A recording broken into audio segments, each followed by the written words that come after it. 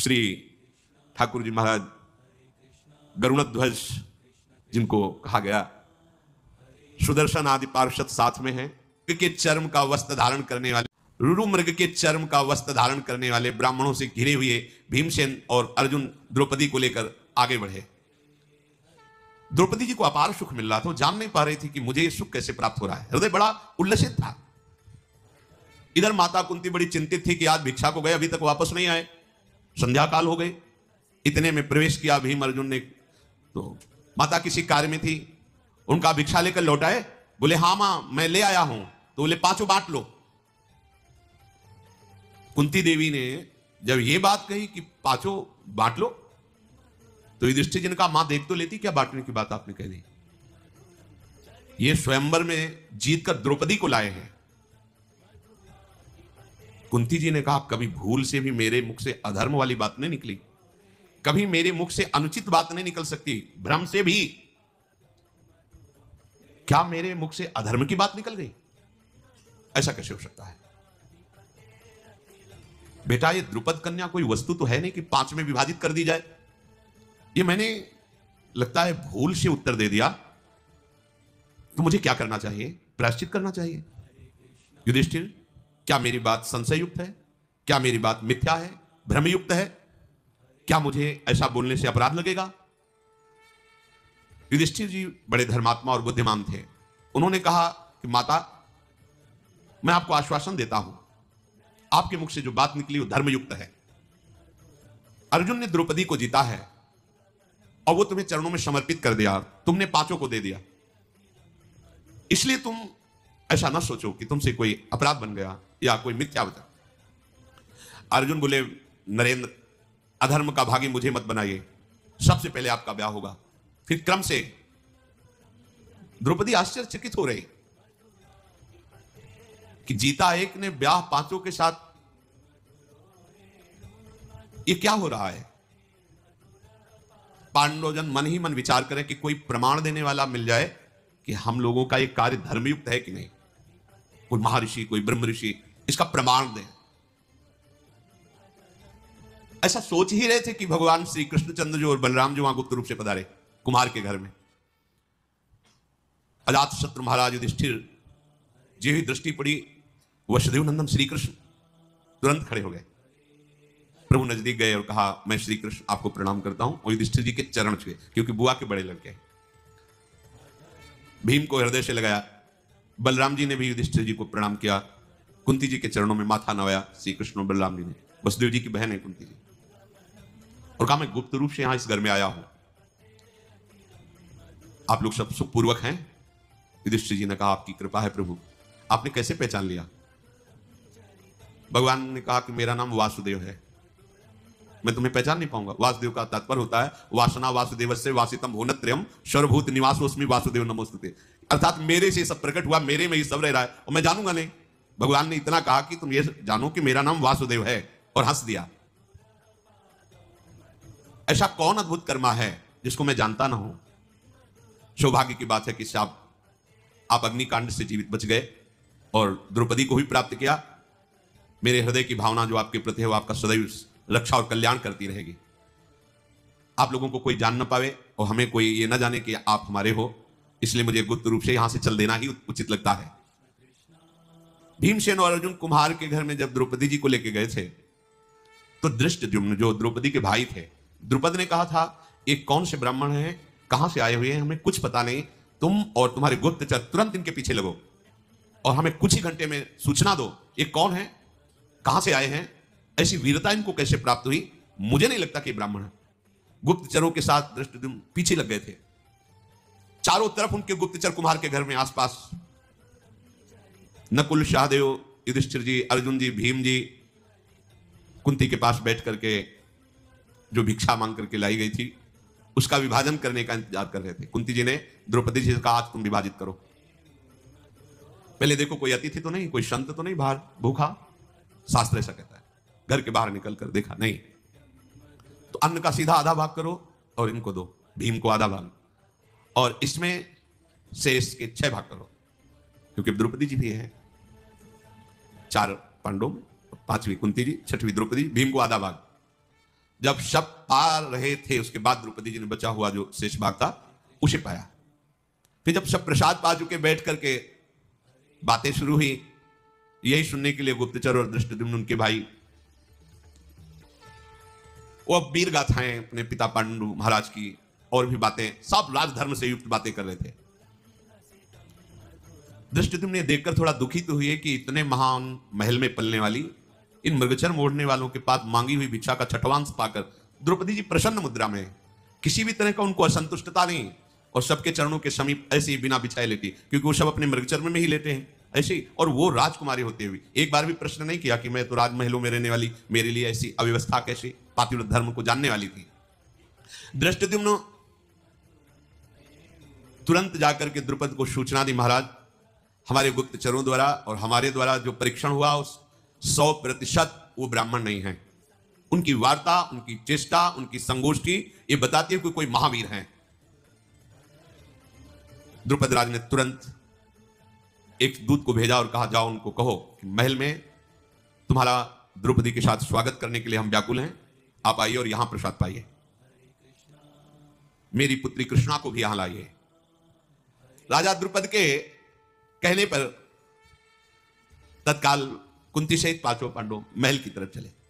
परीक्षा के लिए उन्होंने महल में प्रवेश करते समय कुछ ग्रंथ रखवाए, कुछ युद्ध की सामग्रियां रखवाई, कुछ अन्न के विभाग करके रखवाए, बहुत सी, और स्वयं खड़े होकर देख रहे थे। जब पांडवजन वहां से निकले तो दृष्टि पड़ी, भीम भयंकर गदा उठा के देखते, अर्जुन धनुष पर प्रत्यंचा चढ़ाते हैं, नकुल सहदेव तलवार को मुठ पकड़ के भाला लेकर युधिष्ठिर देख, किसी और तरफ नहीं देखा, सीधे गए। उच्च सिंहासनों को सजा के रखा था, जाके गर्व से बैठ गए क्रम के अनुसार। महाराज को निश्चित हो गया अगर ब्राह्मण होते तो संकोच होता इन सिंहासनों पर बैठने के लिए, बिल्कुल संकोच नहीं, और जैसे बैठने की प्रक्रिया होती राजाओं की उसी तरह बैठे हैं, और युद्ध की सामग्री पर इनकी दृष्टि गई, इसलिए मैं पक्का कह सकता हूं कि ये क्षत्रिय राजकुमार ही है। द्रुपद जी प्रसन्न होकर के आए और कहा कि देखो अब छुपाना नहीं, मेरा हृदय कहता है कि तुम पांडवजन ही हो, क्योंकि हमने परीक्षा लेके भी देखा और मेरा हृदय ऐसा कह रहा है कि तुम पांडव हो, तुम ब्राह्मण नहीं हो। क्या आप कृपा करके अपना परिचय दे सकते हो जिससे मेरा संशय छूट जाए? महाराज द्रुपद के ऐसा कहने पर महाराज युधिष्ठिर ने कहा, पांचाल राज नरेश, ये तुम्हारी कन्या जिसको प्राप्त होना चाहिए उसी को प्राप्त है। अर्जुन ने विजय प्राप्त की, मेरा नाम युधिष्ठिर, यह महाबलशाली भीम, ये नकुल सहदेव और ये पूज्य माता मेरी कुंती है।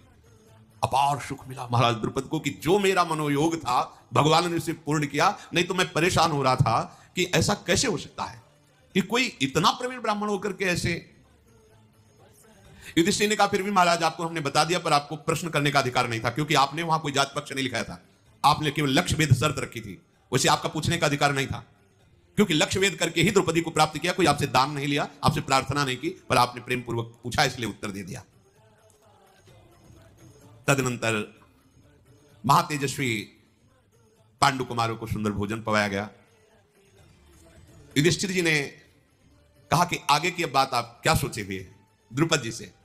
द्रुपद जी ने कहा कि आप पांच में से कोई एक द्रौपदी का वर्ण कर सकता है, क्योंकि अर्जुन जी ने जीता है, चाहे अर्जुन, चाहे आप, चाहे भीम, नकुल या सहदेव, कोई एक राजकुमार हमारी पुत्री से, हम ब्राह्मणों को बुला के रखा है, हम पाणी ग्रहण संस्कार धर्मयुक्त कर देंगे। युधिष्ठिर जी ने कहा आपने सुना नहीं हमारी बात क्या? मेरी माता ने आदेश किया पांचों के साथ ब्याह होगा, मैं पांचों द्रौपदी के साथ ब्याह करूंगा और विधि पूर्वक करूंगा और धर्म युक्त करूंगा। द्रौपदी हम पांचों की पटरानी बनेगी। द्रुपद बोले ये कौन सी भाषा आप बोल रहे हैं? बहुत सी रानियां एक राजा की होती है ये तो प्रमाण, लेकिन एक रानी के बहुत से पति होते हैं, ऐसा तो कभी हमने कहीं धर्म में नहीं सुना, शास्त्रों में नहीं सुना। तुम धर्म के ज्ञाता हो, पवित्र बुद्धि रखते हो, तुम लोक और वेद के विरुद्ध ये अधर्म की बात कैसे बोल दी? युधिष्ठिर जी ने कहा धर्म का स्वरूप बड़ा सूक्ष्म है, आपको पूरा ज्ञान नहीं है। पूर्व काल में प्रचेतागण 10 और उनकी पत्नी 1, आपको पता है, जिसमें हमारे पूर्वज गए हैं उस मार्ग का अनुसरण करना अधर्म नहीं कहा जा सकता। राजन ये भी धर्म है। द्रुपद बोले कुंती नंदन मेरी तो बुद्धि काम नहीं कर रही। कुंती देवी और राजकुमार धृष्टद्युम्न आप सब विचार करके कहो क्या ये बात ठीक है। तदनंतर सब बैठकर विचार कर रहे हैं। दृष्टिद्युम्न ने कहा कि मेरी भी बात समझ में नहीं आई। बड़े भाई की पत्नी छोटे भाई के लिए मां के समान है, छोटे भाई की पत्नी बड़े भाई के लिए पुत्री के समान पूजनी अनुज बधू। फिर आप ऐसा कैसे कर सकते हैं? कैसे धर्म की रक्षा कर पाएंगे आप? मेरी समझ में तो बिल्कुल युक्ति संगत नहीं है। छोटे भाई की स्त्री के साथ बड़ा भाई कैसे समागम, बड़े भाई की जो पत्नी उसके साथ छोटा भाई कैसे समागम कर सकता है? मेरे लिए समझ में तो सूक्ष्म से सूक्ष्म बात ही अधर्म है। युधिष्ठिर जी ने कहा मेरी वाणी कभी असत्य नहीं बोलती, मेरी बुद्धि स्वप्न में भी अधर्म को स्वीकार नहीं करती, और मेरा मन इस बात में राजी है, इसलिए परम धर्म है। धर्मात्माओं में श्रेष्ठ जटिला नाम की गौतम गोत्र की कन्या 7 ब्रह्म ऋषियों से विवाह किया था। कंडमुनि की पुत्री वार्क्षी ने तपस्या से पवित्र अंतःकरण वाले 10 प्रचेताओं को पति रूप में वर्ण किया था, 10 के साथ एक पुत्री। तो धर्मज्ञ गुरुजनों के द्वारा बताया गया धर्म संज्ञक मार्ग यह भी है, इसमें कोई दोष नहीं।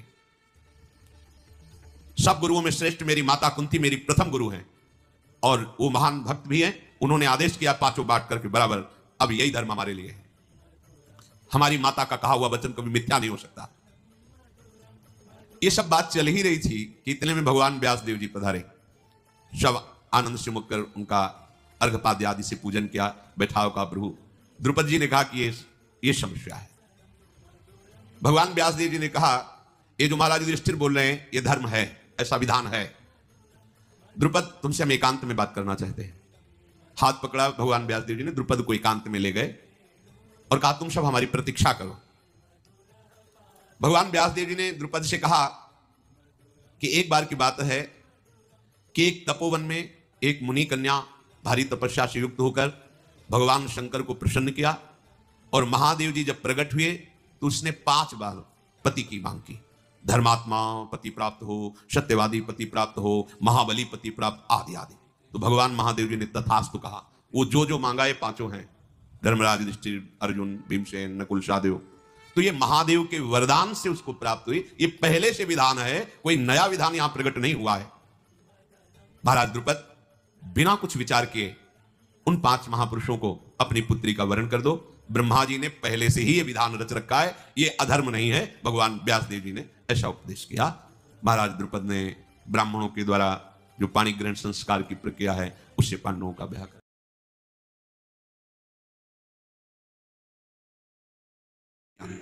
और महादेव जी की पत्नी सती से भी कोई संतान नहीं हुई, क्योंकि उन्होंने